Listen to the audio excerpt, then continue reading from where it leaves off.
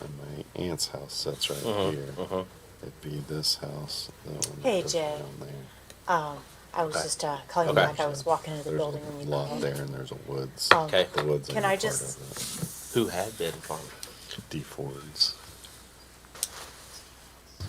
Perfect. I am. Can I just set you on speaker and then just kind of set you here on the I don't know what to call it, the table, Well, they kept. if that bunch of works for it. you. Still And then the. All right, I'll go ahead and what put they you on call speaker. The South Place in that farm sold. Jackson. Okay, Jay, can you hear me? Bought it. Yes, I can. Okay, we can hear you. Can you hear me okay? Yes, we Yes. can hear you. Okay, I'm ready. Are we ready? I'm ready. Recording. Okay.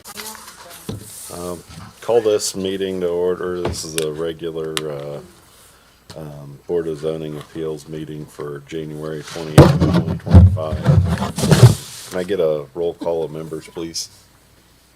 Andy Bailey, Here. Grant Muller, Here. Stacy Pettico, Here. Scott Huskinsberger is absent. He probably will be coming in here in a few minutes. All right, so, Chester but- Bankus. Here. Awesome. Did anybody have any additions or corrections to the minutes Nope. from the previous meeting? I'll make a motion to approve the minutes. Second. Grant moved and Chester seconded. All those in favor signify by saying aye. Aye. Aye. Opposed, same sign. Approved. No old business. No new business. It's time for public hearings. First hearing tonight is application number CC dash 2025 dash 0010, docket number 01 dash 25 dash SE. It's a petition of Dean Smith.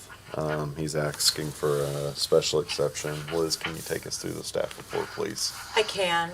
So this is a request for a special exception for an accessory apartment in an accessory structure. The property and everything around it is zoned agriculturally. It's a 5-acre lot on the north side of East State Road 28, between 380 East and 500 East in Section 9 of Michigan Township. And this site has a primary use. It's a contracting business. They dismantle, restore, and re-erect barns. The use that's there was approved by the BZA October 25th of 2011. And then the proposed accessory structure for the accessory apartment would be a new structure. And staff's understanding is the petitioner, who's also the property owner, would reside within it if the request is approved. In order to have both the contractor's business as the primary use and an accessory apartment on the same parcel, this approval is needed. The site is surrounded by farmland on all sides, although there are some residences within a half mile to the east and the west. On the second page, you can kind of see a picture of the site, and you can just see a little bit of a site plan indicating where he plans to place that accessory apartment. In terms of request analysis, there's a series of findings that have to be positively found in order to grant such a request. The first one is that proposed use conforms to the district provisions in which it will be located and the general regulations of the ordinance. So this use is a special exception. There's 8 supplementary developmental standards for accessory apartments. And we believe at the time of writing the staff report that they're all met. First, there can't be more than one of them. Second, it has to be clearly secondary and incidental to the principal use, which we usually judge by size. 3, it has to either be in a detached structure or attached and within the principal use. This is detached. 4, the owner must reside in either the principal structure or the accessory apartment. In this case, the principal structure is a business, so the owner must reside in the accessory apartment, and he does plan to do so. We did note that if the owner ever decided not to live there, but instead to use this for a caretaker type use, then he would have to come back to the BZA and seek a variance approval from this standard in order to attempt to do that. Next, there can't be exterior stairways, not a problem. And the next standard about interior access is not applicable because it's an accessory structure. County Building Code and Health Department standards have to be met, and the petitioner does understand that. And he has filed a soil sample report with the health department and confirmed that septic can go here. And finally, there has to be room for the parking. There's plenty of space here for the 2 parking spots required for an apartment, in addition to the contractor's business.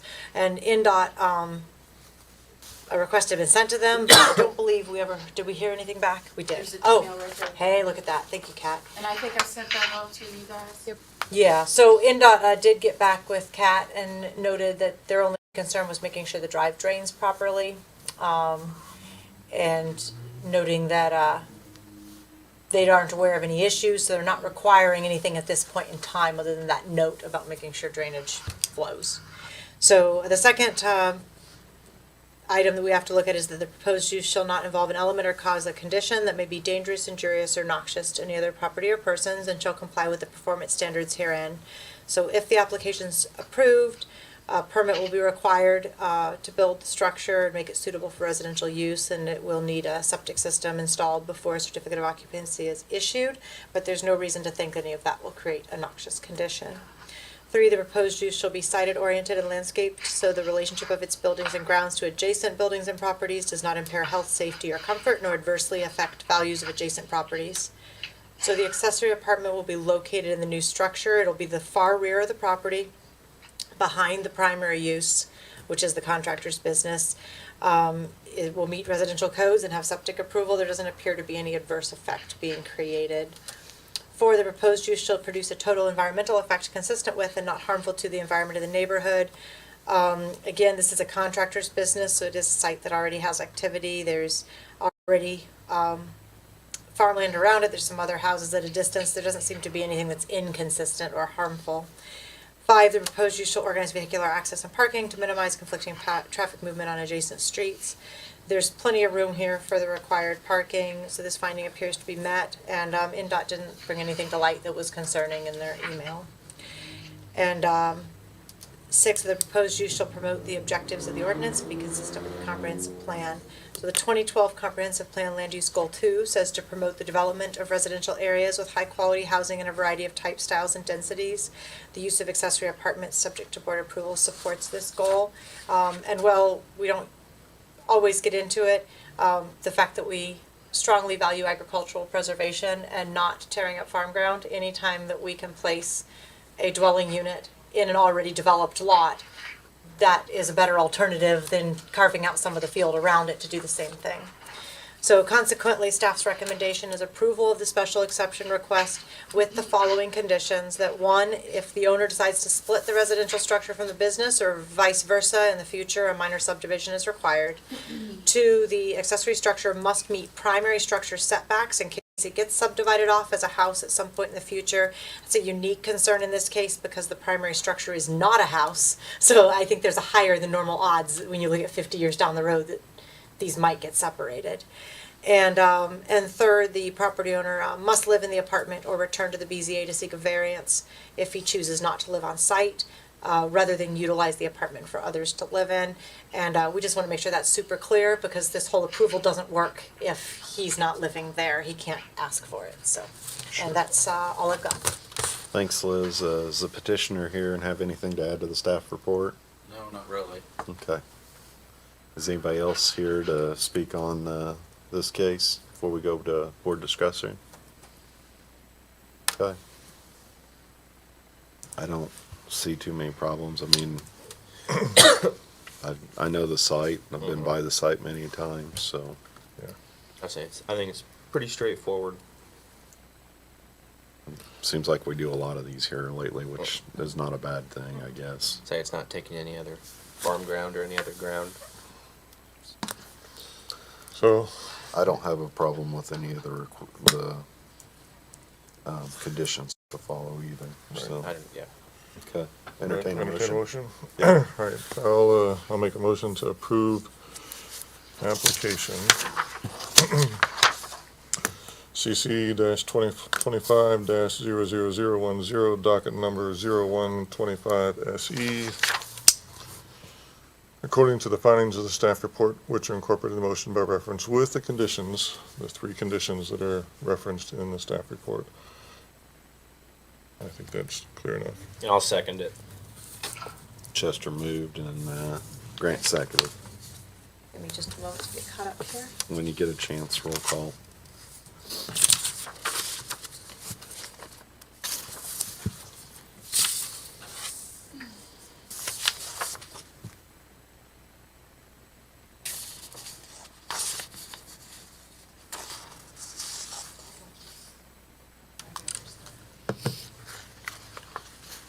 And for the record, for those who may be listening online, Scott Hesmonsberger just joined the meeting and is now present.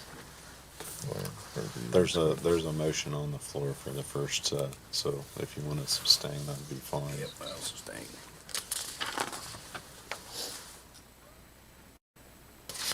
All right, so this is a motion to approve, subject to the findings and the conditions in the staff report. Andy Bailey, Yes. Grant Muller, Yes. Stacy Pettigo, Yes. Scott Hesmonsberger is abstaining, Chester Bankus. Yes.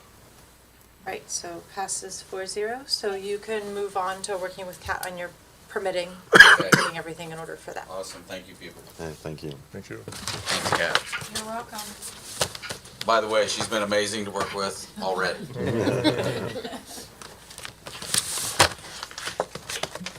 I value those because for every one of those, there's somebody that was cat cited for a junk car or a pile of debris who's not singing anyone's praises. All right, are we ready for the next one? All right, let's go on to the next one, which is application number CC 2025-00019, docket number 02-25-VA, which is a petition of Envoy Companies. They're asking for 6 different variances.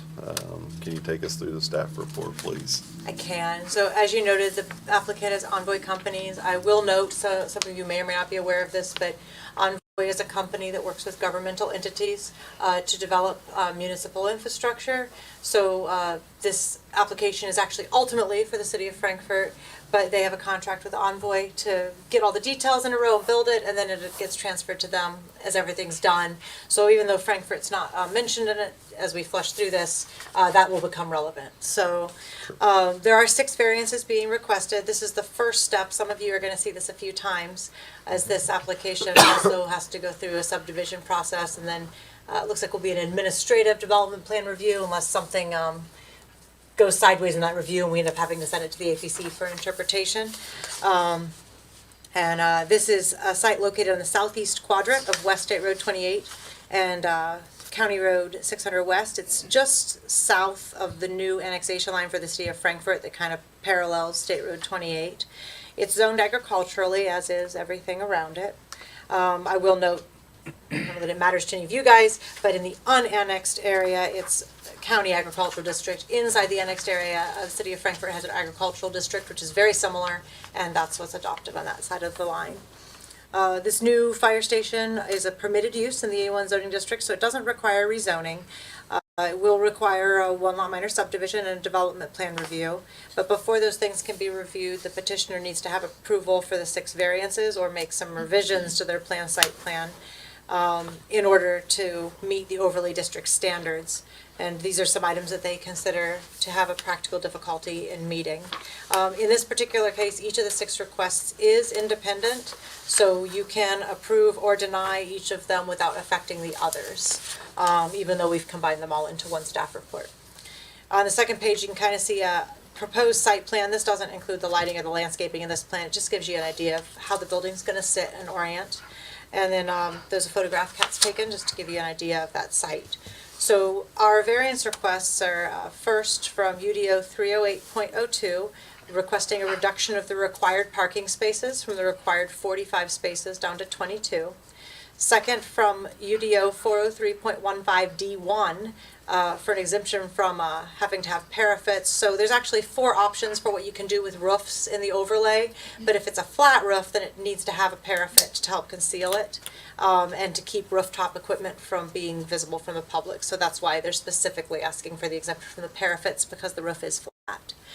Third, from UDO 403.21A, 1 and 3. So that's requesting an exemption from the requirement of a roof over the refuse area and the requirement that the outside has to match the building, which would be a brick facade, but they would rather do they have reasons that wood cedar exterior with landscaping for screening works better on the site.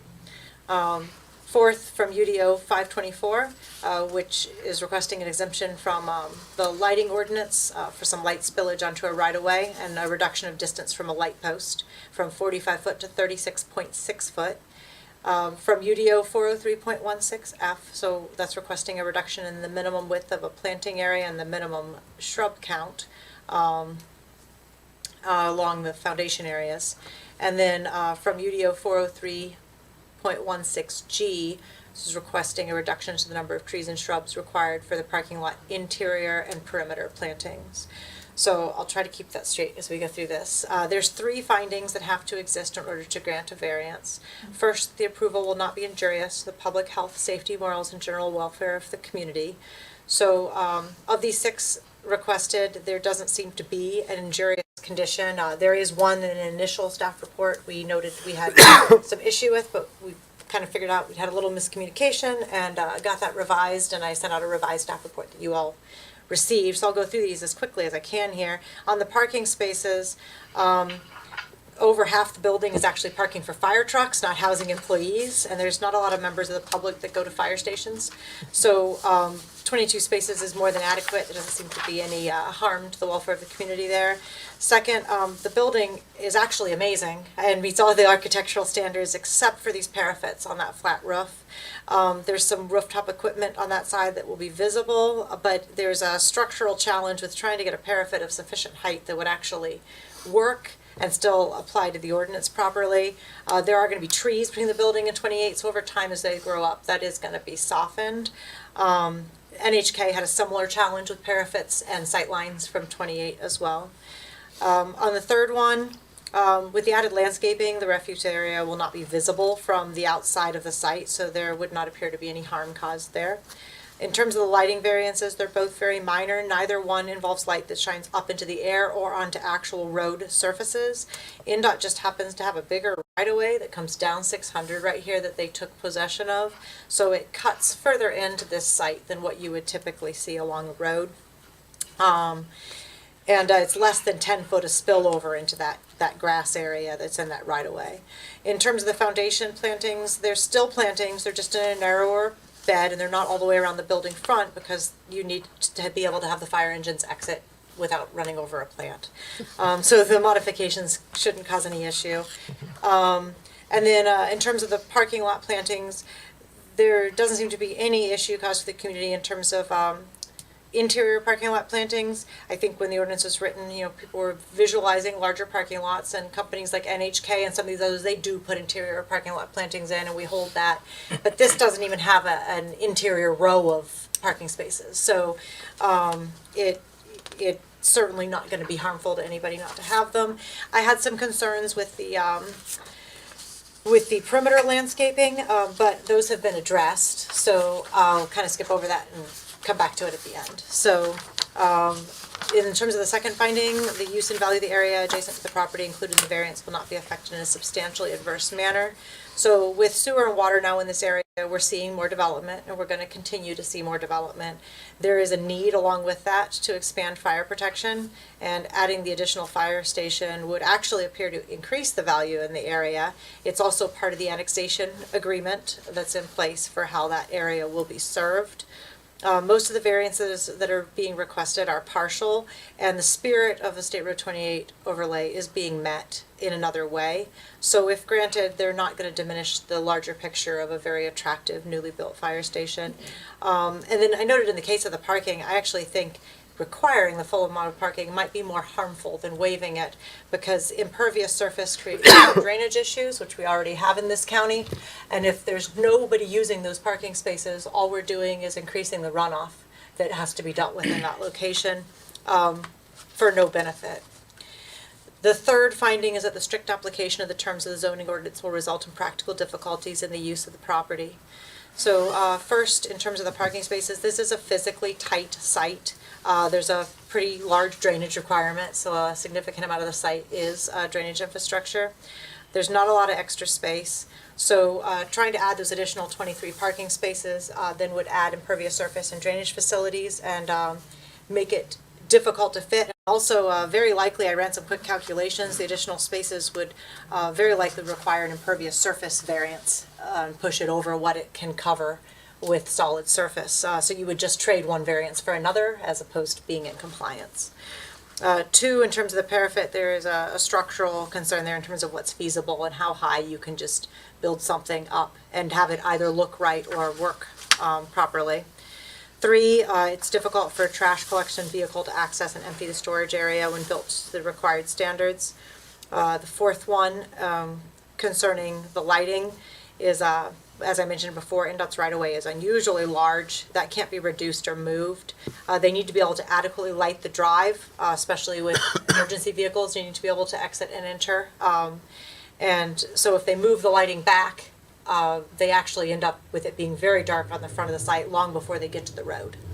And then again, in terms of the planting beds on the perimeter of the building, the trucks do have to be able to exit without having obstructions there. Additionally, some of the gaps in those plantings is to allow for ADA clearance near the door, and then they've incorporated some bike parking as they've been working on the site, as we've been talking about the fact that this area is being annexed, and the plans for this area do call for sidewalks along the entirety of 28 going out over time.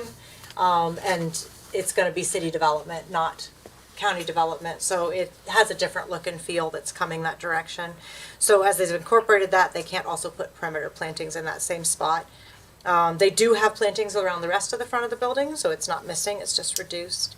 And finally, in terms of the parking lot, there's not enough rows to put an interior island in unless it would obstruct vehicles from actually being able to enter and exit. And then I had noted that I had a concern about the perimeter planting, but I think that's been addressed in the revision. So I kind of noted that, well, I had concerns initially when I wrote that about a complete waiver.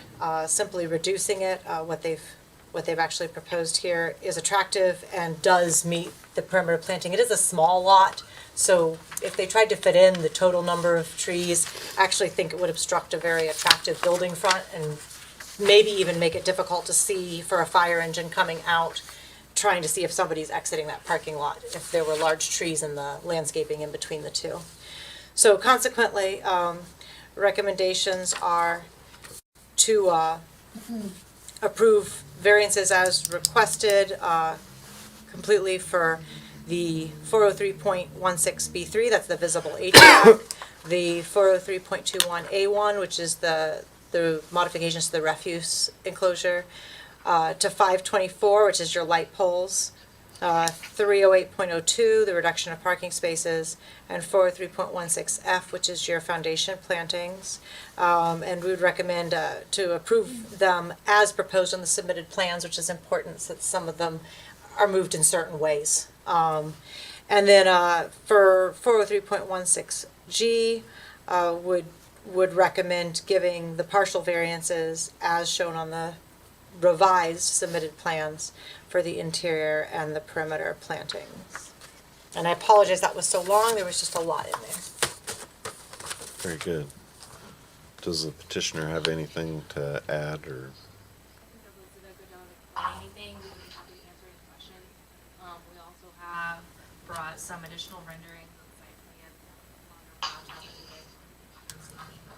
plan. Okay. Does anybody else want to speak on behalf of petitioner or against? Silently stare at us. Very good.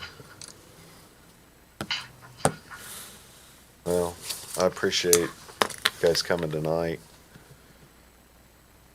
The site's small, which is fine because we're preserving a little bit of ag for a little bit of time now. Yeah.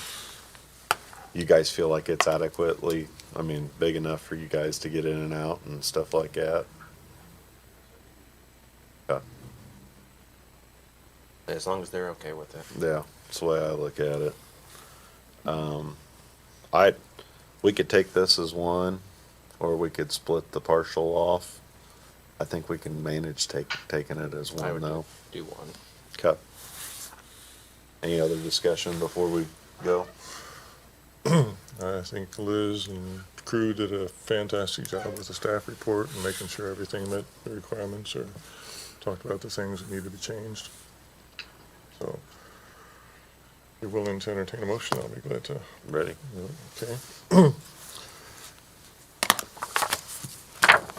I'd like to Make a motion to approve application number CC 2025-00019, docket number 0225BA, according to the findings of the staff report, which are incorporated in the motion by reference with the conditions that are listed on the staff report, which talks about the variances, full variances from everything except for a partial variance for 403.16G, which deals with the plantings around the perimeter of the parking lot. I'll second. Chester moved and Grant seconded. I'll take a roll call vote when you're ready.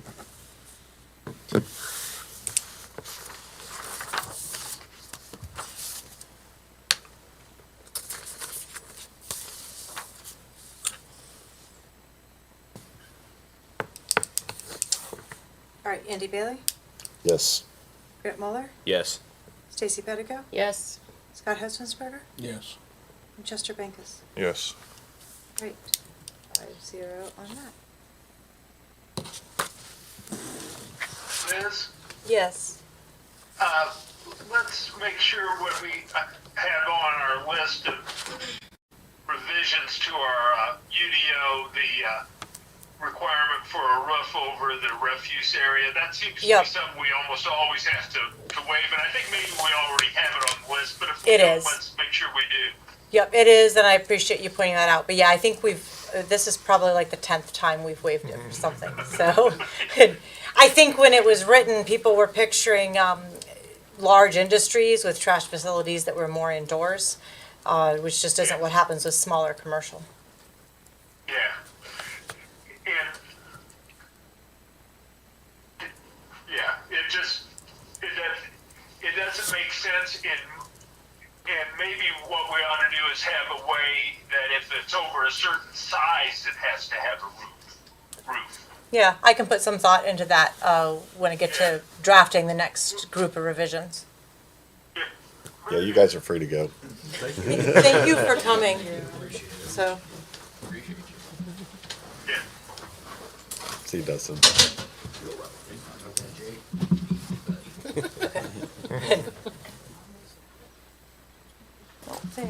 nope, we don't have any new business. No new business. All right. Next meeting, regular meeting will be February 25th, 2025. We got stuff on the docket? Not yet. Yeah, but there's still time. Yep, definitely. So, all right, I'll look for a motion to adjourn. I'll make a motion to adjourn. I'll second it. We're adjourned. All right. Liz, for special, planning on filing, primary, I'll do the Guess they same wanted to make thing sure on that Friday. they I can drop everything were off supporting their in, I can get it Yeah, over request. to You have 17. drainage board approval? Drainage, so that was one of the